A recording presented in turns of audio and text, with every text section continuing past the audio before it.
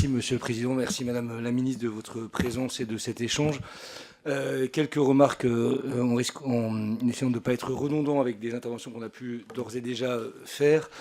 Dire simplement que sur l'économie générale du PLF et de ses incidences sur les collectivités territoriales, on a un désaccord, mais qu'on ne découvre pas aujourd'hui, sur la nature de la correction apportée au déficit, au dérapage de nos comptes publics.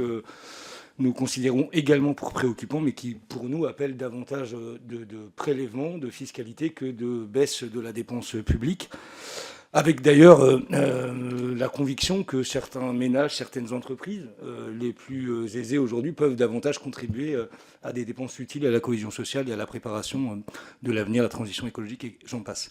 À propos d'ailleurs, quand bien même je me mettrais à la place de celles et ceux qui ont volontairement et je crois sincèrement considérer le besoin de diminuer les impôts de production pour relancer l'économie, je ne comprends pas bien pourquoi on a supprimé la taxe d'habitation qui n'était en rien un impôt de production et dont la suppression n'était demandée par personne.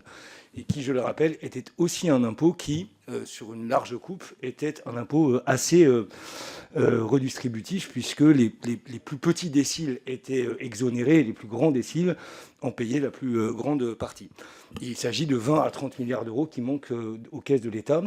Ça a été dit par M. Cazeneuve, qui nous avait même promis d'ailleurs des dons à l'ensemble des 36 000 maires si d'aventure on arrivait à reconnaître quelconque collectivité qui aurait souffert de la suppression de la taxe d'habitation.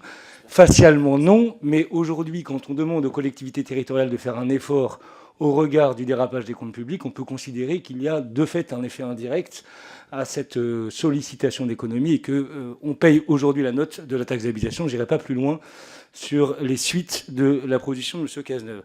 Pour rentrer dans le détail là, des dispositions, parce que j'ai plus beaucoup le temps, peut-être trois petites questions. La première sur le fonds de réserve le fonds de réserve, dont vous avez annoncé aujourd'hui qu'il n'était plus là pour financer la péréquation, très bien.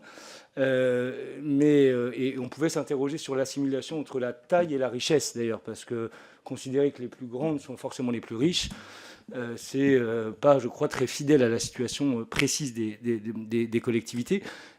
Est-ce à dire, à vous entendre, que dès 2026, le dispositif est supprimé et qu'il s'agit simplement d'un prélèvement sur une année qui a vocation à être redistribué les années suivantes? Bon, première question. Deuxième question sur le FCTVA. En fait, j'ai la même remarque que M. Ray.